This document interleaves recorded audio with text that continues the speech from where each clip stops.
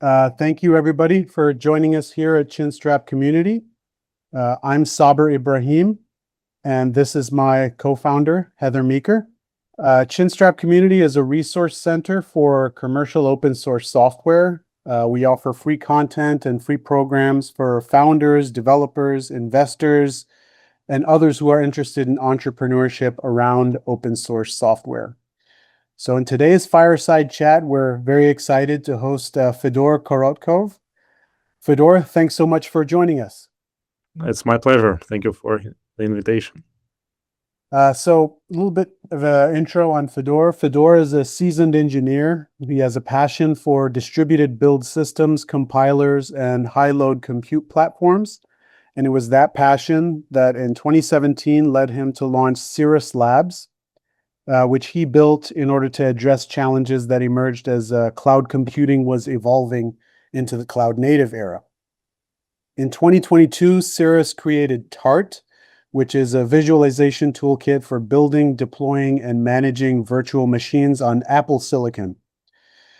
The technology that Cirrus had built was ideally suited to address new challenges that emerged with the rise of agentic AI in 2025, and because of that, Fedor's work caught the attention of OpenAI, which ended up acquiring Cirrus in April of 2026, just 2 months ago. So Fedor and his team then did an open release of the technology he had built at Cirrus with OpenAI's blessing. And so here we are. So if it's okay, we'll just dive right in. Sounds good.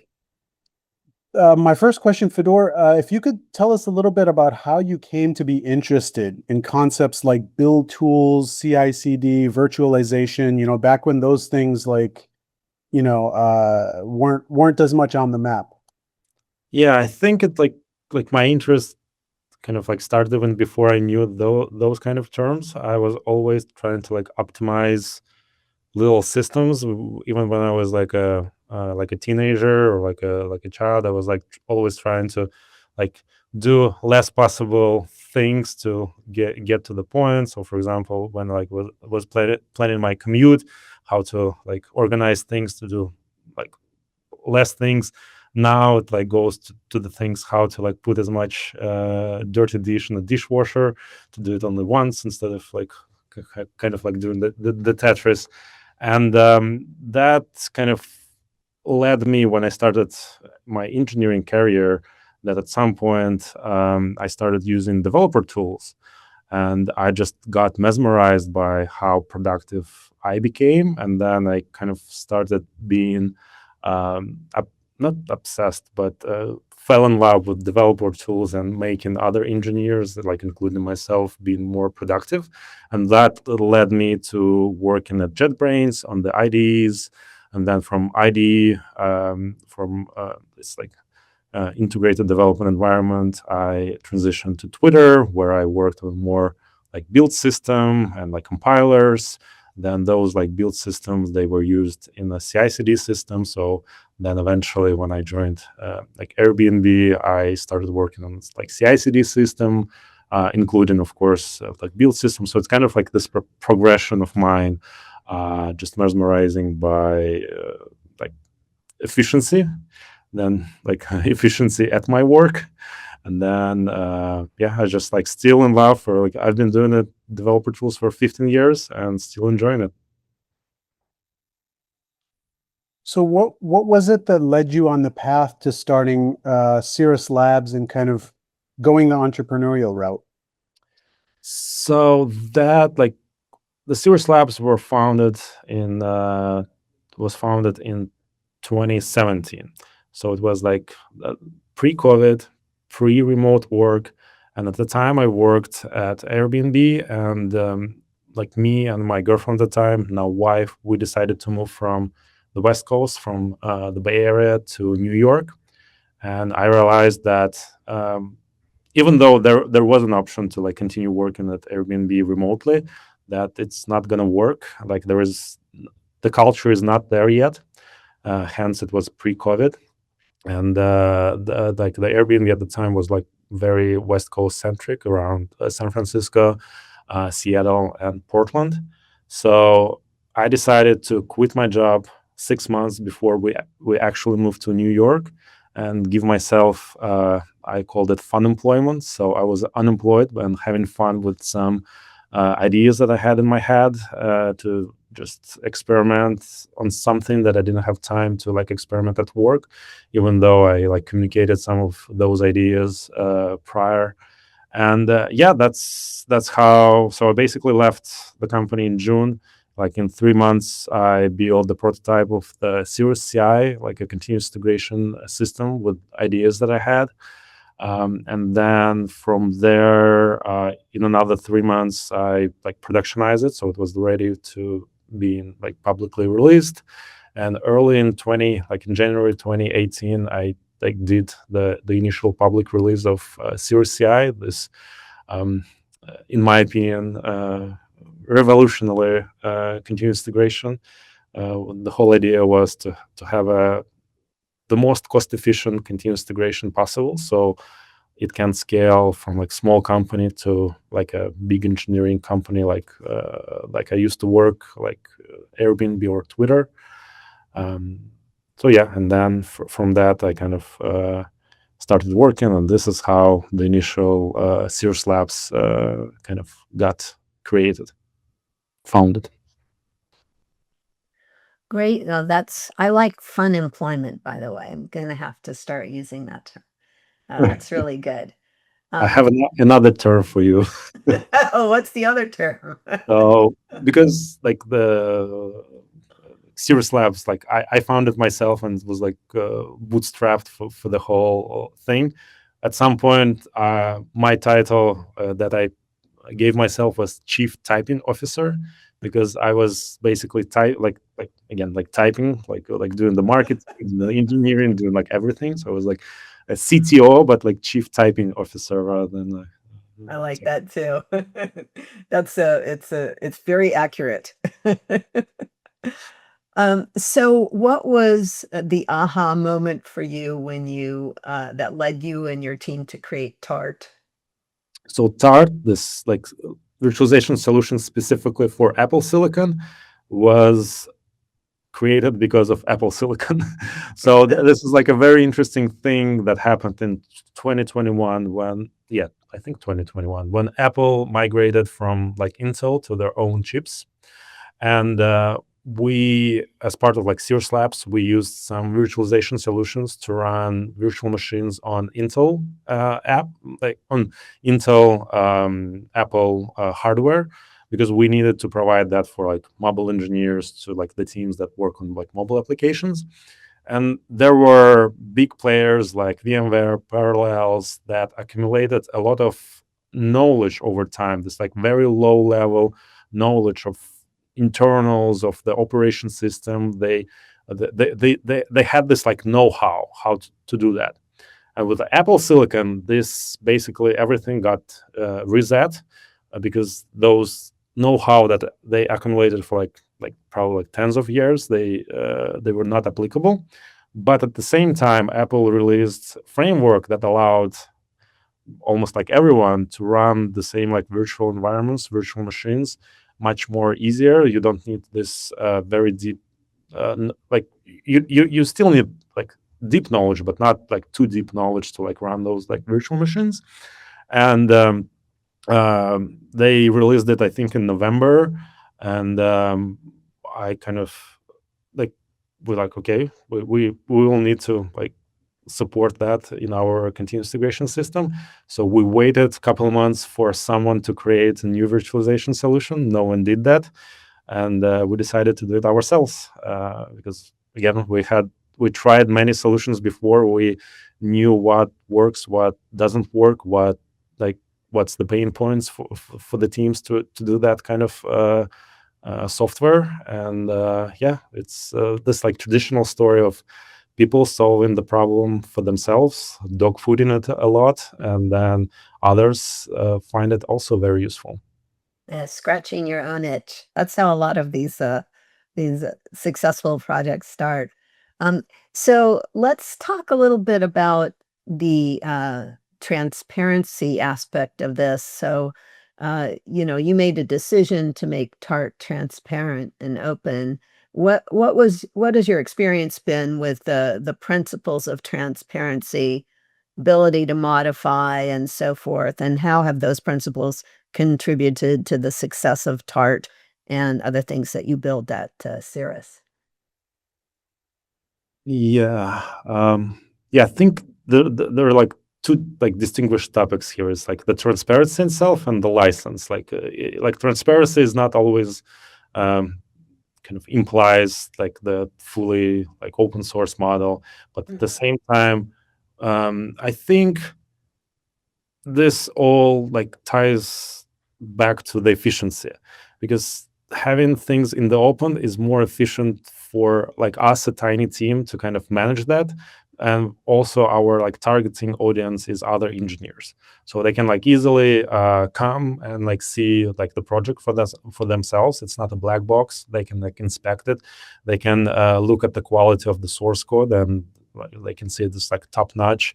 They can also engage in the public, like they can like search for public issues that others experienced before. So it's very transparent. So I think from that point of view, what was beneficial for us is just if like time efficiency, that we didn't need to like spend too much time. It's organically kind of like grew.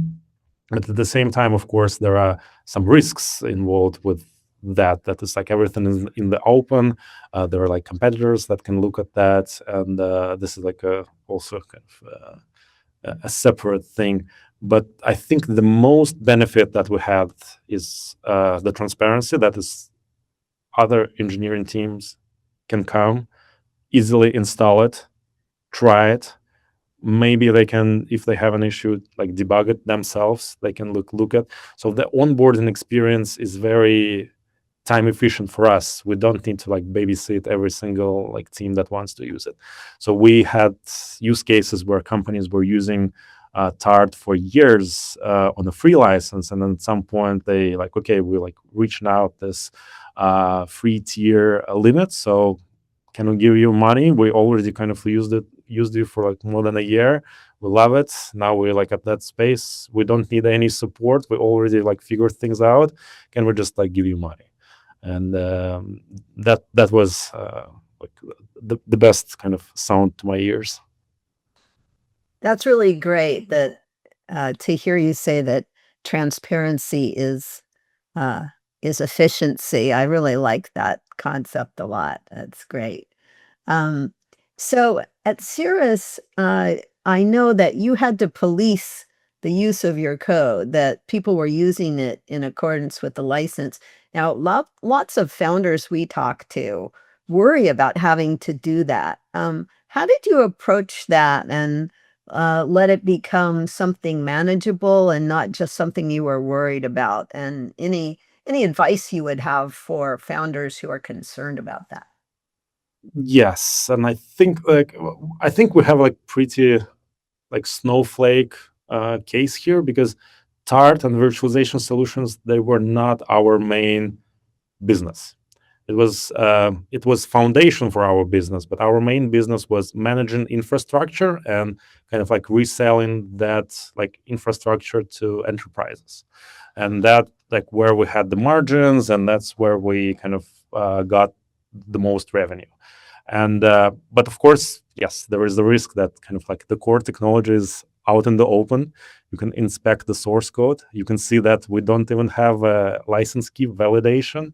It's basically just like it's built on trust. And my thinking there was that like big companies like Fortune 500, they will comply with the license. But if a company doesn't want to comply with the license, for example, they're like in a different like jurisdiction, or like just they don't want, they will always find a way. It's I remember how like back in the like 2000s, like 90s, you can like buy this like key generator for like software. So like people always, if they want, they will like break it. So though like this like license, it was always kind of like the last resort. If we like find like somewhere that's like someone, like some company that actually like violates it, that we can have like legal sticks to kind of enforce that. And we did it once, but at the same time, we like try to be kind of build things on trust, again, in the open, on trust. And yeah, I don't know what to add here.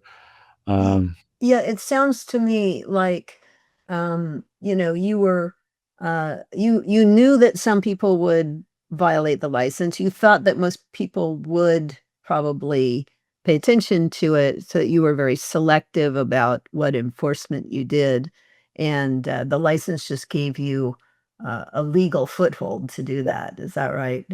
Yes, that's right. The last resort, the license, the trademark, and the copyright. Those Yeah. three. That's the only kind of like sticks you can actually have if you want to enforce. Other than that, yeah, it's like, for example, we know that there's like a big company in Russia that uses Tart. Of course, like they use it more than, but you like you cannot like enforce anything there. Okay.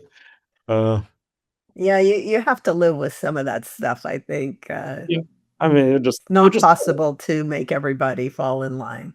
yeah, exactly. You're just like focusing on your own path forward, and you just like don't look like around those like towards those people. I remember the keygen software that you're referring to from the 90s, although I won't answer any questions about how I know about such things. But anyway, on the note, just a follow up on that, many of the founders that we talk to, many of the entrepreneurs we talk to, obviously, we talk to a lot of people who are very familiar with open source and very comfortable with it. But we also talk to, founders and would-be founders who aren't necessarily from the open source world and are maybe intrigued by open source, but they have, they're reluctant and they have a lot of hesitation from a business perspective. What advice can you give them, putting aside, license choice? What advice can you give them from a strategic perspective that might, address their fears about having the source code of their core product publicly available and, hoping to build a business around that? Oof, that's a tough one. It's it's there is no like silver bullet for that. I guess you just need to make sure that you evolve faster than anyone else. So just always think that the product that you have, like the next day can be like there can be a copy of that, and you just like make sure that you like you evolve the product faster than anyone else. Or at the same time, like for example, in our case, there was like I was like very strategic with like the license, the free tier, and the price. So like the closest competitor for like enterprises is like tenfold more expensive, and they don't have any free tier. So like thinking of that, I was a little bit like strategic towards that. Oh, there will be probably no other company that will do that, because it's just this product that we have in the open. They will not make money out of it. But they will need probably do the same as we, like build like another product on top of that, like core technology. So there's also kind of like my thinking was, and maybe it's applicable to others, that what will be the cost for others to like replicate that, or again, if you have like license enforcements or some other like trademarks and all of that. But yeah, probably it's not an answer, but it's every such situation is a unique scenario. Yeah, no, actually that is very helpful, and it echoes a lot of it echoes what, we tell founders, in the sense of, if you succeed, it won't just be because your code is open source, or your code is publicly available, and if you fail, it definitely won't be because your code was publicly available. A lot of it comes down to these sort of business fundamentals, and having your code publicly available is a strategy and a business vehicle that, when leveraged correctly, can give you great gains. So it's great to hear from somebody who's been through that experience, and kind of been in the trenches with that. I think in the like core of any, like, again, I don't know, successful, not successful, like in story like that, there are only three components. There is talent, there is hard work, and there is luck. So if you don't, like, if someone is like very talented, then maybe they can work a little less hard than others. But there is always kind of like this balance of those three things. You either need to be like very lucky to like compensate for like hard work and talent, or you need to compensate with like more hard work for the like a little lack of talent. So it's kind of this like holy trinity of success, I guess. That's very true. And that's actually a good segue into kind of a bit of a shifting gears question. What's you mentioned this earlier, but what's especially impressive and fascinating is that you built Cirrus Labs as an entirely bootstrapped company. Is that something that you sought to do from day one, or did you just never see the need to raise external funding? So that's just how things happen, I guess. So I started the company, and I didn't have any track record of being like early employee in a startup, having anything like entrepreneurial there. So I decided just to like build something and see if I can build something. So that's how the initial version came around. So like in 6 months, like I by myself just like built the first prototype and like released the public version. Then for the second 6 months, it was just head down, working, iterating. Thankfully, I had like some savings, so I can like kind of fund it myself. And then, so basically, a year after I left my previous company, I started receiving some revenue. So at that time, okay, I was like, okay, what's the like business textbooks tells? Okay, you need like market fit. We found the market fit. So I started like cold emailing different VC companies in New York, and not only in New York, about maybe you don't want to like invest. We have this like market fit. So it was again 2018. So it was like developer tools back then was not that like popular. So it was like really hard to like get into the conversation. So I had a couple conversations, but none of them kind of fan out into like a real like offer or something. So I did try, but it just never happened. So after that, okay, but I continued like growing the business. Like it's like probably like in another year, like it grew enough so I can like start hiring people. And at that point, okay, like the developer tools are happening. Should I like talk to people? So I started talking again. Now more like not about like a seed round, but like more like closer to like Series A, like saying, okay, we have like market fit, like the revenue is growing, but like many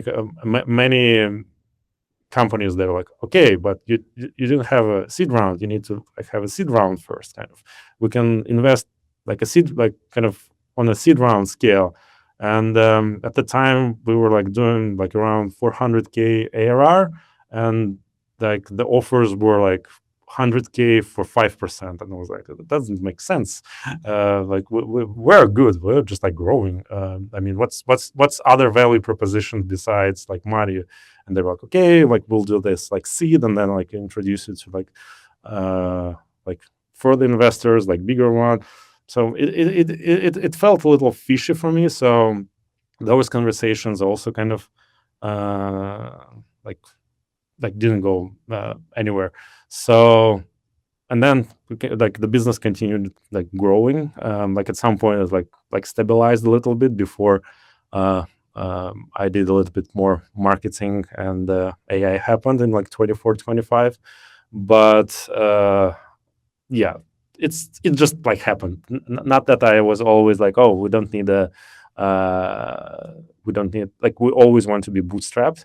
The idea behind like Cirrus Labs, I wanted to like build it as a more like Bell Labs that will like work on some interesting like technical problems, and then hopefully as a side there will be like a profitable business that will like funnel this like endeavor of ours to like work on difficult engineering problems. So yeah, that just happens kind of not naturally, but that's life. That's how it happened.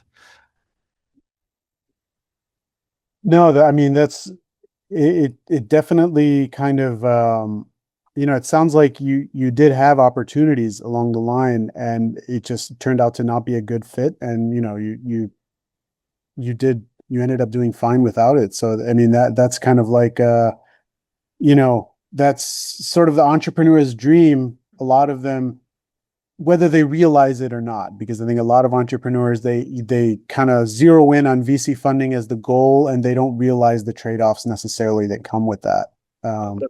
You like either like burn fast, or like you either like fail or succeed very fast. Yeah, in my case, like being bootstrapped allowed like much more flexibility. So I took breaks. Like the whole company, like I've been working on the company for almost 9 years, and during that time I like took some kind of like breaks. I like contracted with a couple of the companies to kind of have a little extra like funding towards the company. At some point I even went like full-time, working full-time, and just like spending like an hour or two, maybe not even like an hour or two a day, maybe like 5 hours a week just on the marketing. Because when you do the sales, you don't actually need a lot of, again, on a smaller scale, for like one person at the time, I was like spending 5 hours maybe a week on like just marketing and like onboarding the customers. I didn't do any like engineering work. So yeah, this is like 9 years probably. For like more like traditional businesses, it's like you either like fail or succeed in like 1 or 2 years, and then you like move on to the next one. So in my case, it was thankfully like everything worked out, but at the same time there was a possibility of like business after like 9 years like just like closing down. Thankfully it wasn't the case. So on that note, and this sort of, kind of harkens back to what you mentioned earlier about CTO, chief typing officer, which I love. Can you elaborate a little bit on, what your sales, marketing, and business development processes were like, in light of, how they were shaped by the fact that, your company's number one, bootstrapped, and number two, your core product has source code that was, publicly available. How did those two things, shape your sales, marketing, and business development efforts? Yeah, I was younger, and I didn't have much experience. So I think this is like a human bias that you're gonna like spend more time and like enjoy things that you enjoy rather than things that you need to do. So in the first couple of years, I was very kind of focused on just like engineering work. So like 80-90% of my time was like spent just engineering, being like an engineer, designing like the system, what to do, and just the rest, like 10-20% of the time was like communicating with the customers, like doing some like outreach. But most of the thing was just pure like organic growth for the first maybe like 5 years. And then at some point we didn't have, like at some point the growth kind of like stopped from the revenue perspective. And at that point I realized that, okay, we have a really good product. We definitely can grow the revenue 10x without adding any new features. Why the hell I'm like spending like 80% of my like time working on the engineering problems? I need to like focus more on like marketing, like outreach. So that was like around like 24, 25, where I was, okay, I'm not like doing much engineering. I can like even for like my engineering nudge, I can go and like work full time, and then like spend maybe like this like 5-6 hours a week to just like do marketing, like be more strategic about this outreach, not develop too much the product itself, because I don't want to say it's like it was like feature complete, but it was like complete enough that it can easily grow 10x in revenue without any new additional features and without any changes. So for that perspective, I was okay. We have a really good product. We just need to like get it to the people. So what worked the most was, I think the best thing was going to small scale conferences, not going to like AWS reInvent. There's like tens of thousands of people. I went to like Google Cloud conference a couple of times, and there were like no leads. There's like just like too many people. You need to be like much bigger fish to kind of like arrange like many like meetings beforehand, and it's like completely different league. But what worked for us, just like going to like small couple hundred people conferences and just like talking to the people, and like specifically with like our kind of niche was CI/CD for mobile engineers, for like iOS and macOS. So going to those kind of conferences, having like people like see us in person, like talk to us, see like listen to them, listen to the problems, and just like mentioning that we can help you with the problem, and it will be faster, cheaper. Like faster is what you like to hear. Cheaper is what finance wants to hear. We can like please both of the sides. So let's talk. And this is like was the most kind of like successful marketing stream. A couple of things that you just said there, resonated in particular, that just, understanding, and I'm sure you got this from your experience, understanding how, procurement works in the sense that, it's faster, which is what your technical teams want to hear, and cheaper, which is what your finance teams want to hear. I think that kind of approach really, really resonates with people. So that's really great to hear. Yes, because you need to think about like doing business. You need to think about people with money and what they want to hear. So they want to hear, yes, it's like cheaper. They don't care if it's faster. They want like it's cheaper, that it's like the price is predictable, things like that. So you like as an engineer, it was kind of a revelation for me to kind of like also put myself in a like shoes of the procurement team and like think, oh, what will make them happy as well. So when you started building Tart, did you realize how much it would mesh with what was about to happen with the AI revolution and the significance that would take on? No. I think that's this like third component of luck that happened. Like two lines of like independent like technology lines, they like crossed in one point. So we were always focused on those like environments, like very isolated environments for like running untrusted code for like CI/CD systems, because our like money making solution was that we ran CI/CD for multiple customers. So there's like one physical machine, but many customers can run their like workloads. So that's why we needed this virtualization and like networking isolation, and we built all the tools around that.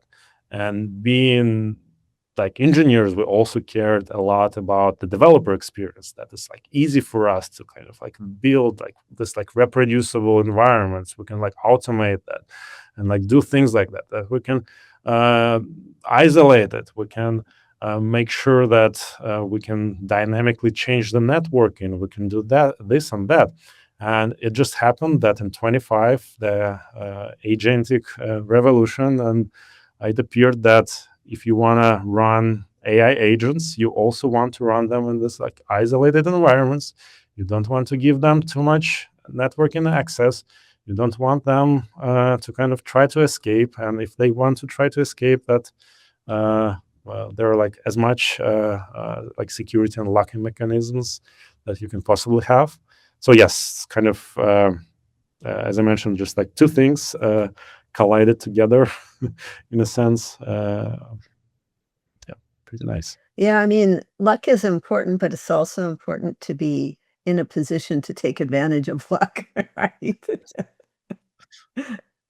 Yeah, that's great. So, uh, so you started with OpenAI as a customer, right?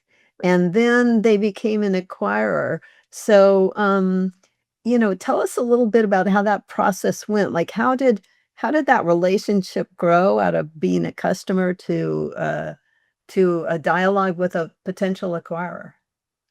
Yeah, I can't like talk with like too much like details, but Of course. it like happened like pretty natural like with any other company. So they learned about Tart somehow. Like I'm joking that like ChatGPT suggested it, or like Codex at the time, because again like Tart was the leading like solution and is leading solution. So if you like ask ChatGPT what should I use for like virtualizing on like Apple Silicon, Tart will be the answer. So the conversation started pretty similar to any other like conversations that we had. Like engineering team reached out, they started using it. They started providing feedback. Of course, knowing how big like OpenAI is as a company, I thought that okay, they might be like potentially like a very big like customer, and like we'll probably get the top tier of the license that we have. So of course, for that kind of customers, and like even before with other big companies, always kind of like try to do like white glove experience, so to speak, like trying to be like extra careful with with them and with their like requests. But at the same time, we were not, it was like a very productive like engineering discussion. So for example, they were like coming with some like feature requests, and we were like, okay, this is like this feature works for you but doesn't work within the like bigger picture of the like Tart or like other things that we have.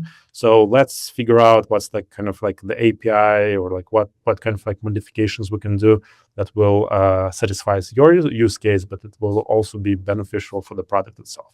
And I think what was kind of what kind of transitioned the conversation from just that to like potential acquiring, that we treated them as another engineering team, and it's like the same communication that you have like internally in the company between teams. Like you like figure out like what we can do for you, how we can like do it more efficiently, and so on and so forth. So I guess that kind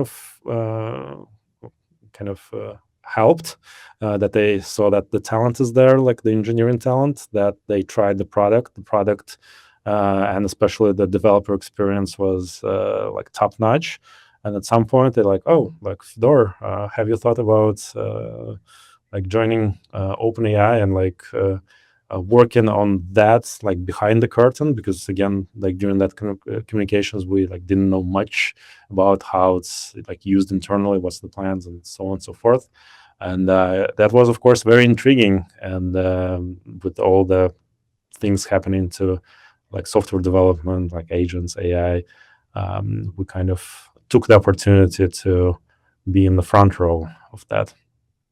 Yeah, that's great. I mean, it sounds also like the transparency and open nature of the product allowed you to have those communications as if they were another engineering team. It might not have been possible otherwise.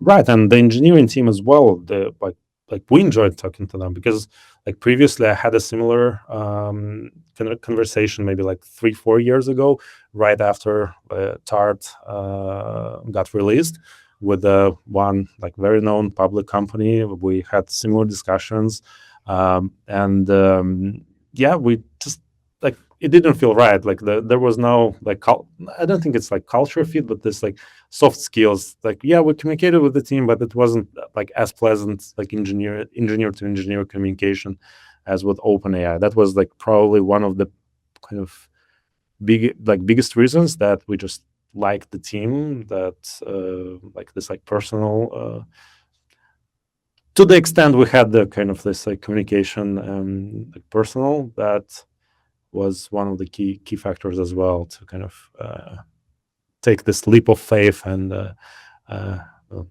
get acquired and get into this unknown thing. Very good. So on that note, many of our listeners who are pursuing their own startups and they aspire towards an acquisition by a company like OpenAI that's at the forefront of the AI revolution.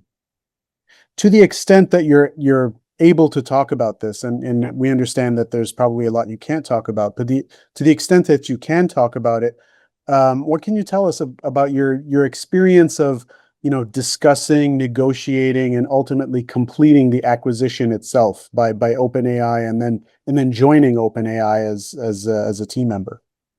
Yeah, as I tweeted right after the public news, you cannot imagine how much ChatGPT Pro helped me with the negotiation. So it was like my partner in that process. But yeah, I mean, I don't know, as a founder, as a tech entrepreneur, you kind of you look at things and you're frightened, but then you just type and like make things with your hands. So you can be like frightened, but it doesn't matter that you don't need to do that. So it was like pretty frightening. Of course, there was me and basically like me and the like M&A console on my side, and like many more people on the like OpenAI side, and those conversations. I don't know. It's kind of, again, it's probably a very unique experience, and I don't think many people in the world have like they were like serial entrepreneurs. Yeah, but in this case, I like the process. Like I think it was like fair. It wasn't like that hard to get to the point of the letter of intent, and after that, it was like a little bit more kind of just like diligence and. Again, we build the business from the perspective that we shouldn't be ashamed of anything, like transparency, like our like code, like most of our like software is in the open. We're like not ashamed about how we write it. It's like we're proud about it. Like similarly with like internally with all the like the documents within the company, with like security practices and all of that, we're also very proud of what we built. So that like the whole process, like yeah, there was no drama, but I talked to like several like founders that sold their companies to like different companies, and from what they told me, it's like every single one of them had their like unique story. Again, to the extent that they were able to share, and so I think it's also kind of it's not like one shape to fit everyone. But what can I say? Like there was no drama. It was pretty fair. It was like pretty like smooth. Everyone was very friendly. Yeah, nothing to complain.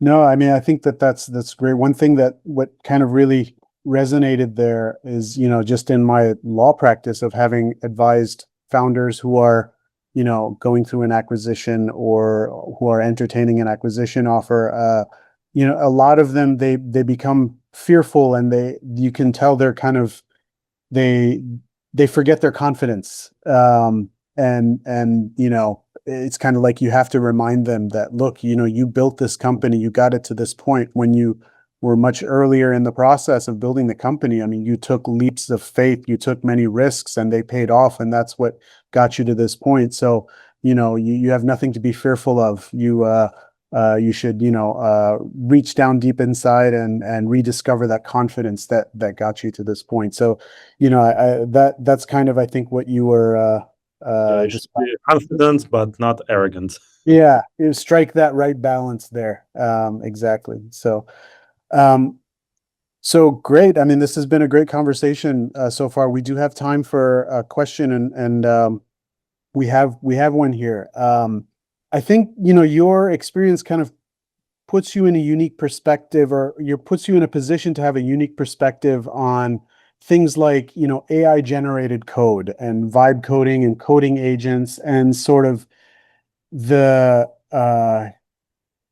upheaval that they've brought about in software development and technology creation in general. Wanted to hear you, given your unique perspective, I wanted to hear you share your thoughts on what you see in the future, and how the continued evolution of those trends will impact the software world and open source in particular. So yeah, if I think if like before, even not with the like open source, but like with the any like software, like closed source, open source, like before everyone like, okay, like idea is nothing, implementation is everything. Now I think it's like vice versa. Like idea is nothing, implementation is also nothing, but then implementation of an idea is something. Because like right now, like you hear this like term of like slope, right? So you like everyone can build anything, but then the problem is kind of that you need to still have some like technical abilities to like verify at least this. That's always was like very hard thing, and that we still haven't taught the machine to do that. But with being engineer, at some point you have this like gut feeling that, oh, this doesn't sound right. So that like technical decision, architectural decision, that doesn't sound, you don't know why, but you just, that doesn't sound right. We haven't taught the machine yet. So right now I don't do like, I used to be chief typing officer. Now I don't type much. I just like type prompts, and like the machine just like engineers everything. But I still need to do this like high level decisions about like the architecture, about the kind of the technology that it like tries to use, and this like gut feeling that I like developed over the years helps immensely in that scenario. So what I feel right now, that like just put it in like in an open source, it doesn't matter, uh, LLMs can like replicate probably almost any easy like technology. It's all like the devil is in the details. So it's like for us, for like engineering, it's still the hardest part is have many components that at the end work beautifully together. For every single of that component, now agents can do that. But it's still, for now, our responsibility of like engineers, product people, like call it, I don't know how to call it nowadays, like that you just need to make sure that at the end, the kind of all those components will complement each other, work nicely, have the right kind of responsibility, delegation, and all of that, and all of that. So it's kind of, we are going up the stack. So if like before in the like 90s, like in the 80s, it was like assembly, then like C, then like higher level languages, then like with like even higher level languages with like synthetic sugar to like do one, like some things in like one line rather than like writing the whole program before. Then we had like more and more like frameworks, like Ruby on Rails. Now it's not only like language, but it's a framework. Now we have even higher level. We don't care about the frameworks. We just have the specification that we want for the product, and then like the like LLM can kind of like consult with you maybe a little bit about like your preference, if you have preference, or like rewrite things. So yeah, I think we're just like going like upper and up the stack of these abstractions. I think that that's definitely, I fully agree with that. And I think, the take home there is that, engineering fundamentals will always take center stage. And that in many ways, coding agents and vibe coding and AI generated code. It's adds another layer of abstraction, but it's the same principle we see in many other fields. Like there's no substitute for human experience and human ingenuity that is driven by practical application, and that cannot be substituted. So once again, great conversation. Thank you so much for sharing your insights. Lastly, I wanted to give you an opportunity, to the extent that you're able to disclose certain things. What exciting things can we look forward to from Cirrus Labs' new chapter within OpenAI? So we just moved all the repositories under OpenAI GitHub organization. So we did relicense our all of them under the functional source license that is like eventually converts to Apache. So we kind of made sure that all the existing customers, they can continue using the products without any like license fee, that it's like clear for them, that they can like continue using it free of charge. At the same time, we are committed to continue like developing that like software, because again, we like using it internally. And this week, WWDC happened. Apple introduced many new exciting APIs into the virtualization technology, into a virtualization framework. So we do plan to just like do like kind of not business as usual, but this development as usual. So we're gonna adapt the new APIs so people can use it.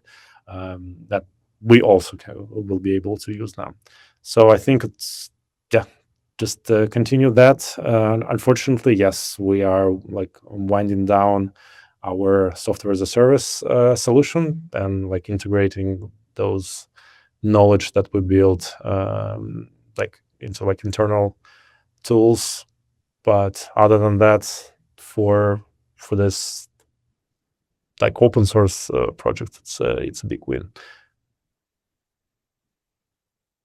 Fedor, thank you again so much for joining us. This has been great. We really appreciate you sharing your insights and your perspective and your wisdom. And we'll be eagerly watching to see what the future holds for you and what you're working on at OpenAI. Once again, thank you everybody for joining. This was Chinstrap Community. A little bit more about us. Follow us at chinstrap.community for more great content, more great information. We also operate a directory of commercial open source software startups called Cosmology at cosmology.com. That's with 2 S's, COSSMOLOGY.com. So be sure to check that out. At Chinstrap, we offer workshops for entrepreneurs, investors, others who are interested in commercial open source. Our next workshop will probably be in the fall, so in the fall of 2026. So be sure to be on the lookout for that. And once again, thank you, Fedor, and thank you everybody for joining us. We'll see you soon. Thank you. It was a pleasure. Fedor. Bye.